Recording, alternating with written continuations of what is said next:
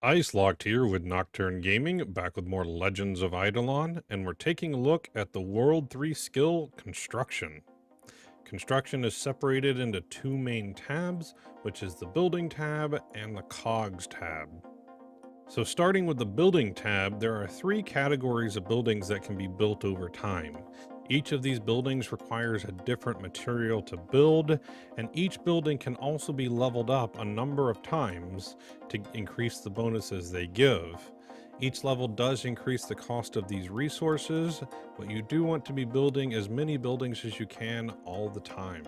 So going over these buildings really quick, first is the 3D printer, and this allows you to print resources for each character that you've unlocked this on. You unlock this by leveling it up, and each level allows one additional character to use the 3D printer.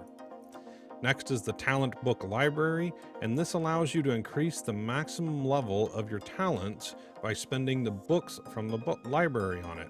Each level increases the checkout refresh speed, which allows you to gain more books at a quicker pace. Next is the death note, and this allows you to increase your multi-kill bonus, and each level will give you an additional 2% multi-kill to all worlds. Next is the Salt Lick, and there are 10 available upgrades from the Salt Lick, and each level of this building unlocks another available bonus for you. Next is the chest space, which increases your maximum storage in your storage chest. Each level will give you an additional 2 more storage chest slots.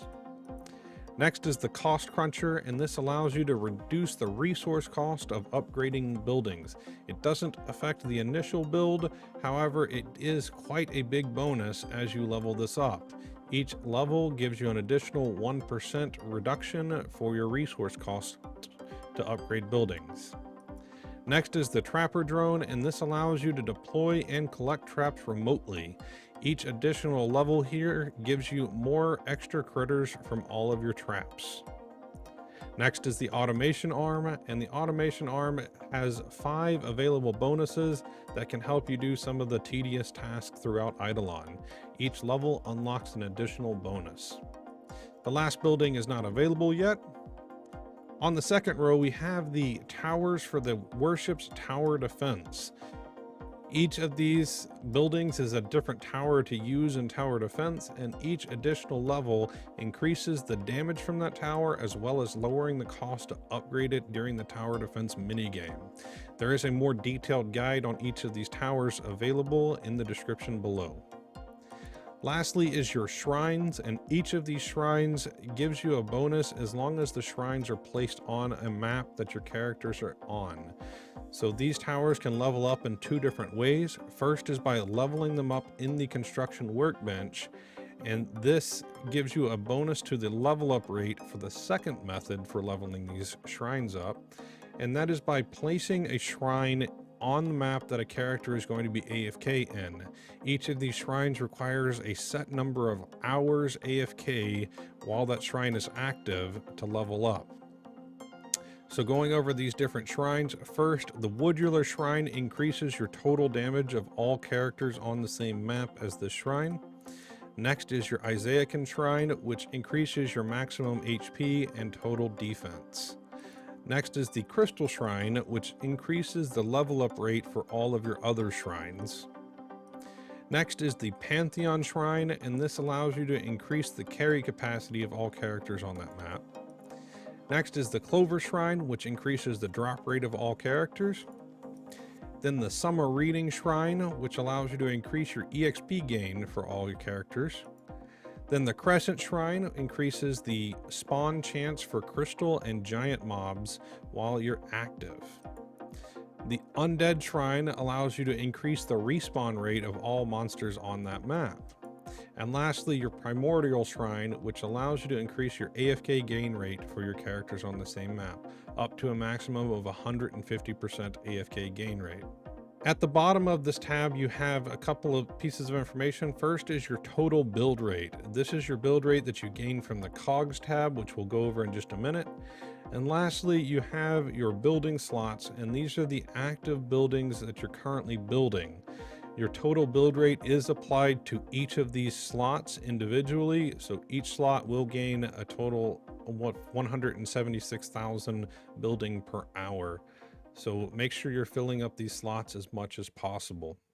The last thing to go over on this menu is the characters bars on the right, and this is mostly used in the Cogs tab, but it does show you your construction level as well as your build rate per hour for each of your characters. Now on to the Cogs tab. So there's a lot of information on this tab, and we're going to start by looking at the Open Cog Shelf button here. And this opens the Cog Shelf, which allows you to build new cogs. Initially, you'll only have access to the newbie cogs here, and this requires at least level 1 to build these cogs. You assign characters to this by dragging and dropping onto the slot you want to, and this will start passively creating cogs for you. Your build rate from your character is applied to your cogs here.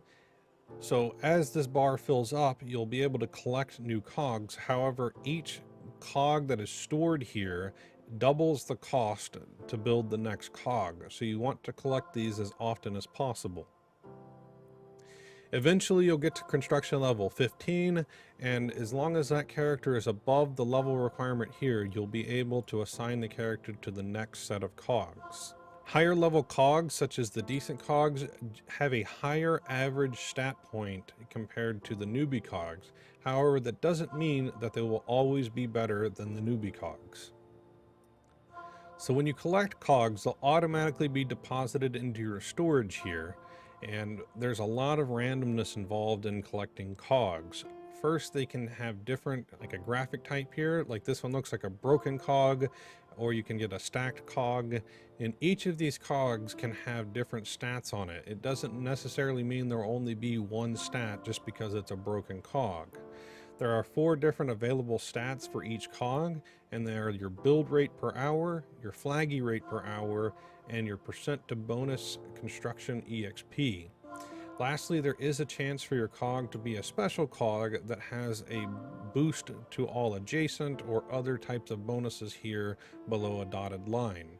Each cog can also have a different amount of stats available in this cog, so just because it's an ultimate cog doesn't mean that it's going to have more stats than a super cog, as an example.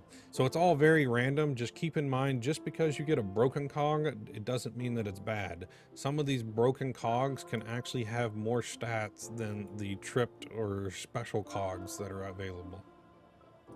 So let's talk about your bonus cogs now, and we'll start with the adjacent cogs, and this is like a plus sign, and it affects the 4 cogs that are surrounding it, and this one would give a bonus of 29% build rate to the 4 cogs that are touching it.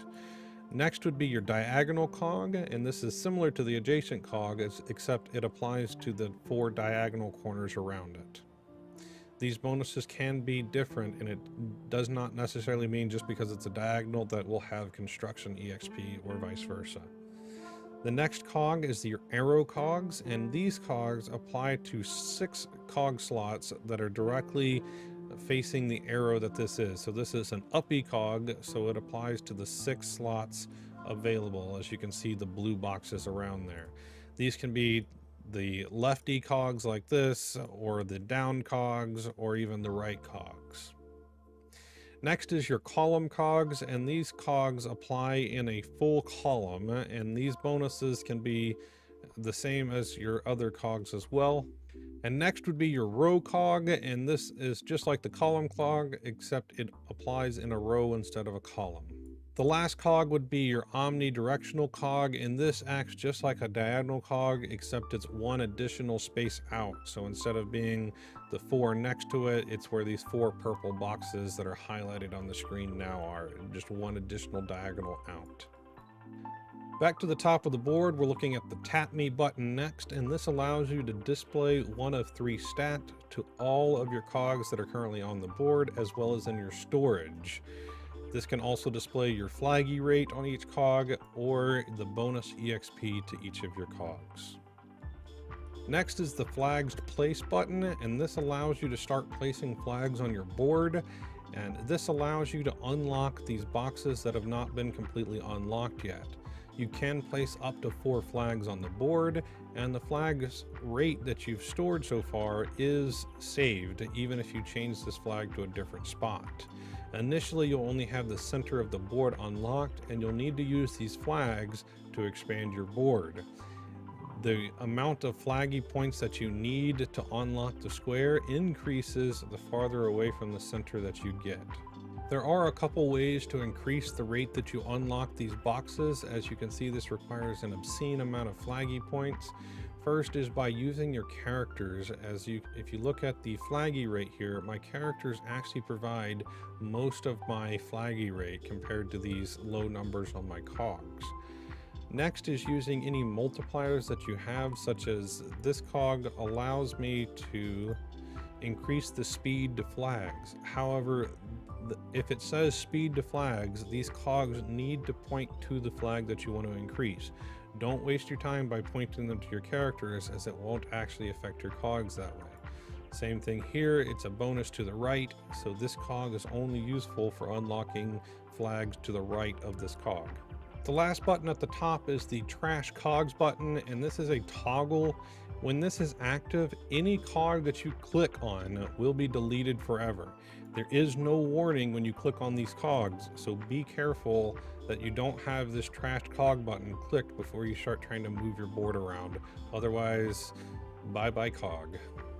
So in the very center of the board is your Cog Board, and this is where you gain all of your stats for your construction building, for the flags, for your construction EXP. And the general idea here is to unlock as many of your flaggy space as you can as quick as possible, and then start building up your stats. Generally, you want to select 3 to 4 characters and place them kind of in a formation like this, 3 characters in a line, or if you have 4 characters, you can place them kind of in a square like this. This will allow you to set up more rows and columns to get more bonuses from these types of cogs. Keep in mind that your characters will give you the majority of your stats, so you want these cogs that have bonuses directly facing your characters from any possible ways that you can. These arrows are all pointing towards the characters, my columns and my rows are all facing the characters, even using the diagonal cogs to be able to touch your highest rate character possible. And then once you have all of these characters placed and these bonuses filled up, then you want to use the rest of your space to be filling out as much bonus EXP as possible. You can get some minor bonuses by absorbing some of these spaces that aren't being used, such as using like a build rate flag here gives me an additional 1,000, but it's really minor compared to the almost 70,000 on my center character here.